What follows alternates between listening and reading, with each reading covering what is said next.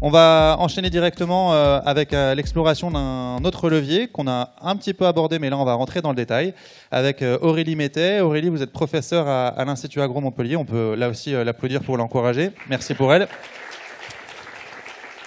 Vous êtes chercheur à l'UMR INRAE Apsis, donc on est en train de balayer tous les UMR qui travaillent sur l'irrigation, l'eau et la vigne au sens large. Et donc vous vous intéressez à la gestion de l'enherbement et à l'impact sur l'état hydrique de la vigne. Quels couverts végétaux, quelles contraintes hydriques.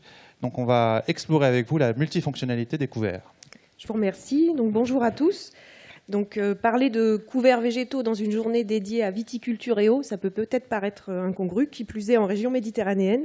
Alors je vais essayer, contrairement à l'exposé de Camille qu'on vient de voir, qui présente un projet qui démarre, je vais essayer de vous donner quelques éléments issus des travaux de recherche qu'on conduit à l'UMR Apsis. Vous avez la liste des collègues impliqués dans la production de cette présentation. Donc les couverts végétaux en vigne, c'est de plus en plus pratiqué, y compris dans notre région méditerranéenne. Alors pourquoi ? Parce qu'il a été identifié, c'est bien documenté, qu'ils peuvent rendre tout un tas de fonctions à l'agrosystème, à l'écosystème en général. Alors vous avez ici toute la liste des fonctions, je ne vais pas les détailler. Celles qui reviennent très souvent en viticulture, c'est notamment les aspects fertilité des sols, avec les couverts végétaux utilisés comme engrais verts par exemple. Le problème avec ces fonctions, c'est qu'on a aussi des 10 services potentiellement rendus par les couverts végétaux. Donc ces 10 services, ces fonctions négatives, eh bien c'est celle de la compétition. Donc l'idée, c'est qu'on essaye d'avoir des couverts végétaux dans les systèmes viticoles qui maximisent les services et minimisent les services. Minimisent, les 10 services. Et quand on regarde de plus près ces services rendus, régulation des adventices, pièges à nitrate, engrais verts que peuvent fournir les couverts végétaux en parcelles viticoles, on se rend vite compte qu'ils dépendent de la biomasse présente de couvert. Si le couvert est peu présent, si on est... Alors ici, vous avez une synthèse de littérature assez récente de Finet en 2016 qui montrait la dépendance des services rendus par rapport à la biomasse de couvert. Donc l'échelle ici, c'est des kilogrammes par hectare. Donc on fait simplement la conversion en tonnes par hectare. On voit bien que plus il y a de biomasse, plus il y a de services. Donc il faut trouver un compromis. Comment on peut avoir des couverts qui rendent des services, mais pas trop quand même, puisque qui dit beaucoup de biomasse de couvert dit beaucoup d'utilisation de l'eau. Donc voilà un petit peu la problématique du travail autour des couverts. Et de manière très concrète, des enquêtes là aussi assez récentes dans la région méditerranéenne montrent bien que parmi les facteurs de non-adoption des couverts végétaux chez les viticulteurs, les viticultrices, c'est bien le risque de stress qui arrive en premier, le risque de perte de rendement. Alors, on regarde les stress en général, stress hydrique, stress azoté, et le stress hydrique apparaît souvent comme le premier des stress limitant l'adoption du couvert végétal. Alors je positionne ici 2 résultats, un assez ancien, issu des travaux de thèse de Florian Sellette à la fin des années 2000, donc 2009, 2013, etc., qui avait suivi de manière très fine la dynamique hydrique. Donc vous voyez ici des réservoirs d'eau dans le sol, plus c'est bleu, plus il y a de l'eau. Ici à gauche. Ici à gauche, voilà. Et donc au cours du temps, donc débourrement, floraison, véraison, et ce qu'on voyait entre la ligne du haut et la ligne du bas, donc la ligne du haut est une vigne désherbée et la ligne du bas, si j'arrive à avoir...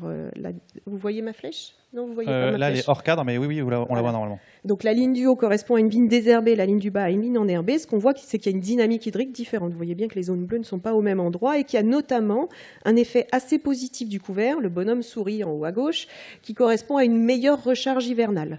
Donc vous voyez une certaine compatibilité entre présence de couvert et un bilan hydrique favorable, y compris dans une région méditerranéenne. Des résultats plus récents, cette fois-ci obtenus par un collègue, alors je ne sais pas s'il est là, Nicolas Dubray, je n'ai pas vu dans la liste, mais du CIVAM Bio 66, des résultats très récents qui montrent des dynamiques hydriques très différentes entre des situations plus ou moins enherbées et une situation, alors vous avez des témoins qui sont en rouge, qui ont le moins de tension d'eau dans le sol, donc le plus d'eau, le bonhomme souris, ou des situations très enherbées où on a très vite l'apparition d'une contrainte hydrique. Donc on voit qu'il y a que la question est quand même complexe, on n'a pas une réponse tout oui, tout blanc, tout noir. Alors comment trouver ce bon compromis ? On revient aux fondamentaux. Ma proposition dans les 10 petites minutes, c'est de revenir à 2 choses essentielles. Analyser le bilan hydrique de la parcelle viticole, donc terme par terme du bilan hydrique, et adapter la stratégie d'enherbement à cette caractérisation du bilan hydrique à l'échelle de la parcelle. Alors, si on regarde le bilan hydrique de la parcelle viticole, en entrée à gauche, en sortie à droite, équilibre des termes, voilà ce qu'on retrouve, hein, il n'y a pas de mystère là-dedans. Les précipitations, on ne joue pas dessus, on les subit plutôt.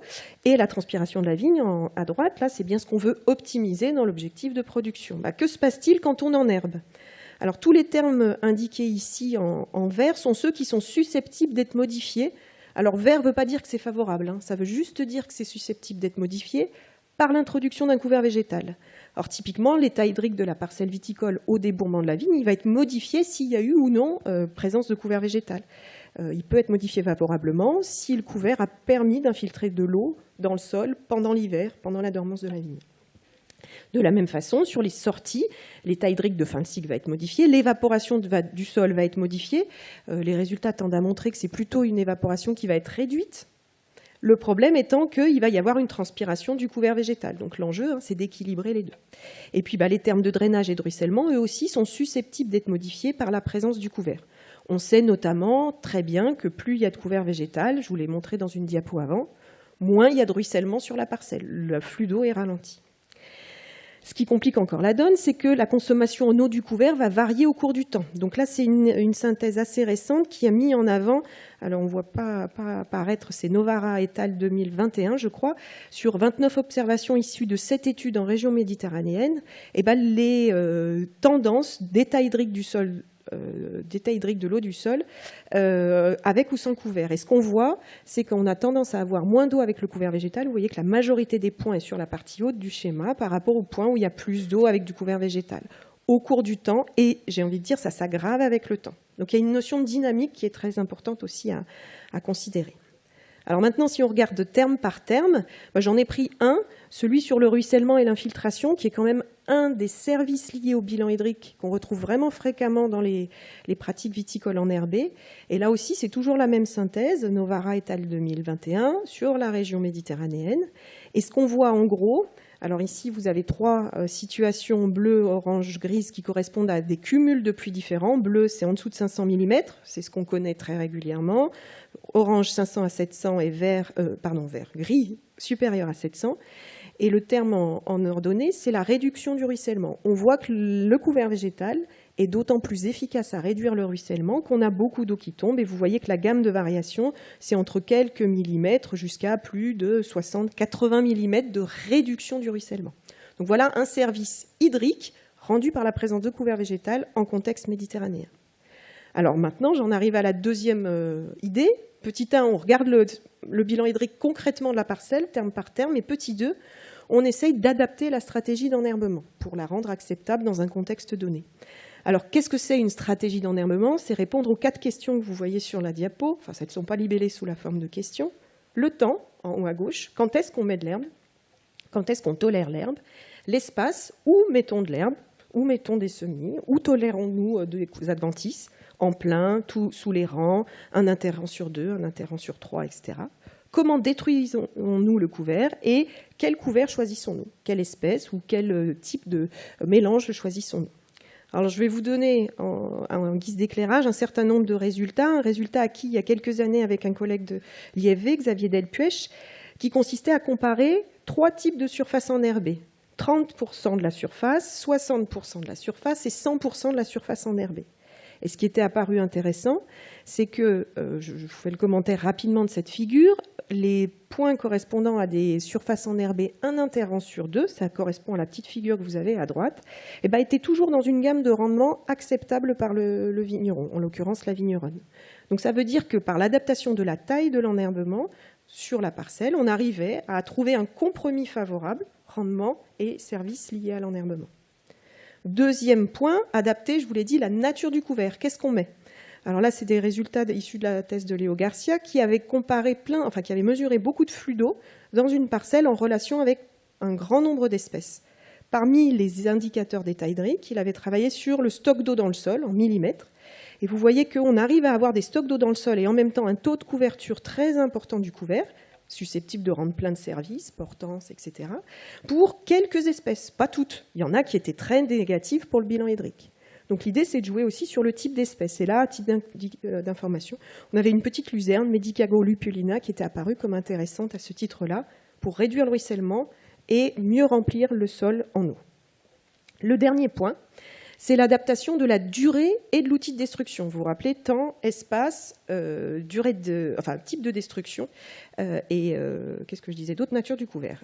Donc, s'agissant de la durée et de l'outil de destruction, je vais faire l'écho d'un test, d'un essai qui vient d'être terminé, qui était piloté par Léo Garcia au domaine du chapitre avec les collègues d'Apsis, où il a testé 2 dates de destruction et 3 outils de destruction. Pardon. Vous le voyez en bas à droite.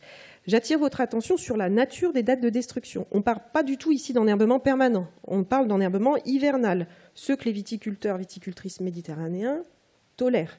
Les enherbements permanents dans la région, c'est vraiment difficile. Donc ici, on est sur une destruction à débourrement, vous la voyez à droite en rouge, ou avant débourrement, en février, donc c'est assez précoce. Donc il a fait des suivis, et notamment des suivis de stock d'eau. Et donc, ce qui apparaît intéressant, alors je ne commente pas tout, une publi va arriver sur ce jeu de données, c'est que la gestion des couverts va affecter le stock d'eau. Ici, ce que vous avez en ordonnée, c'est bien le stock d'eau. Et ce qui apparaît a priori intéressant, c'est que la destruction par le travail du sol permet d'avoir le meilleur stock d'eau. Sur les barres, c'est celles qui correspondent aux plus atténuées, donc trave, vous le voyez, trave pour une destruction précoce, trave pour une destruction à débourrement, et de la même façon pour les 3 années de l'expérimentation. C'est intéressant parce qu'on a reproduit la même chose 3 ans de suite. Donc a priori, une destruction avec le travail du sol est intéressante.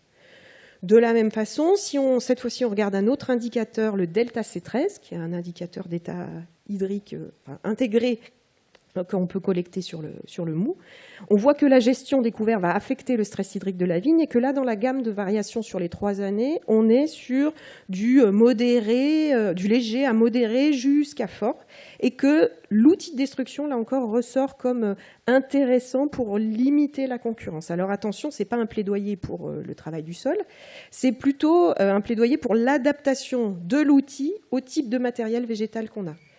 Rapidement, dans l'expé, on s'est rendu compte que détruire systématiquement avec un rouleau posait problème avec le mélange qu'on avait semé, puisque le rouleau n'était pas efficace sur toutes les espèces, particulièrement pas sur les graminées.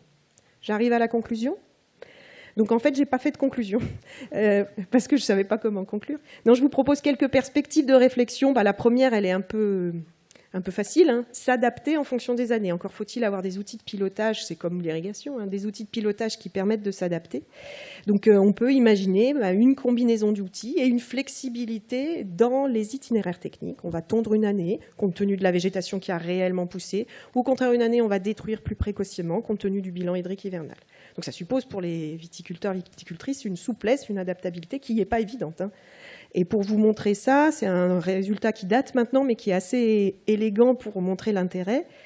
Une autre collègue, Audrey Poche, 2011, montrait l'intérêt d'avoir une stratégie flexible. C'est la patate bleue, là, vous la voyez, où, suivant les années, compte tenu du bilan hydrique, on détruisait ou on ne détruisait pas le couvert. Et elle avait mesuré les performances de ces stratégies adaptatives sur le rendement et sur la performance environnementale de réduction du ruissellement. Ce qu'elle voyait, c'était qu'on était plutôt dans des situations favorables, quels que soient les types d'années, humides ou secs, en ayant une gestion adaptative. La dernière perspective, c'est peut-être que le semis est difficile à réaliser dans nos conditions. Nous, avec les collègues de l'UMR Apsis, on a beaucoup de mal à réussir nos semis. Plus globalement, dans des réseaux de parcelles viticoles, avec l'IFV, on voit que les viticulteurs ont du mal à réussir les semis, notamment parce qu'en contexte méditerranéen, vous le savez bien, dans les mois de septembre, octobre, novembre et décembre, on a des cumuls de pluie extrêmement variables. Là, c'est des box plots sur les 10 dernières années en région montpelliéraine. Et ce qu'on voit, la barre noire, c'est la médiane. C'est que la moitié des années, 5 années sur 10, on est en dessous de, allez, je ne vous le voyez pas bien, mais en dessous de 20 mm, en dessous de 30 mm. Et 20 mm ou 30 mm à l'échelle d'un mois pour faire lever un couvert, c'est peut-être pas... Enfin, on sait que ce n'est pas toujours évident. Et donc, l'idée, c'est aussi de travailler avec des enherbements spontanés, c'est-à-dire la végétation qui pousse naturellement. Voilà, je vous remercie pour votre attention. Merci beaucoup. Je retiens pas de recettes, mais plutôt des marges de manœuvre à explorer au travers de l'enherbement, la gestion de l'enherbement de la vigne.